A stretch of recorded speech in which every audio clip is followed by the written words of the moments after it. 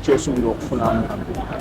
Amanya nze Martin Ayebare nze kuwagira mu Uganda bafuusika n'okumwebaza okumusima nti ffe ng'abavubuka agezaako okutulaga ekkubo nti agezaako tumulabe nga yatandise jjuzi naye olaba nti akunganyiza abasajja 1,000 mu Kampala ne Uganda abasinga bavudde mu bibuga ebirala naye bonna ne bajja okulaba nti babeererawo muganda waffe nti naffe ng'abavubuka kituwa amaanyi n'essuubi naffe tusobole okukikola kyekireesa.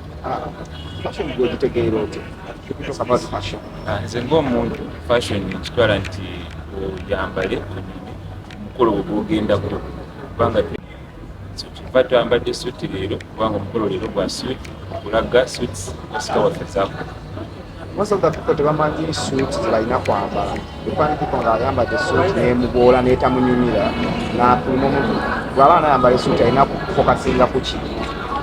Oba onayambala suuti olina okusooka kufokasinga ku size yo weight ne height otegere nti eno suuti ejja kunkolera ekooti entuuka bulungi n'empale ennaku zino omulembe guli nti empale zirina okugenda paka ku ngatto temalayo engatto nnyo then otegere nti nze size yange either medium oba small oba. Oscar's been a good friend.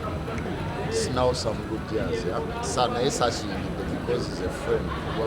Omuntu okuba mukwano gwo tekitegeeza you have to do what you do stuff they do. Naye ensonga esookera ddala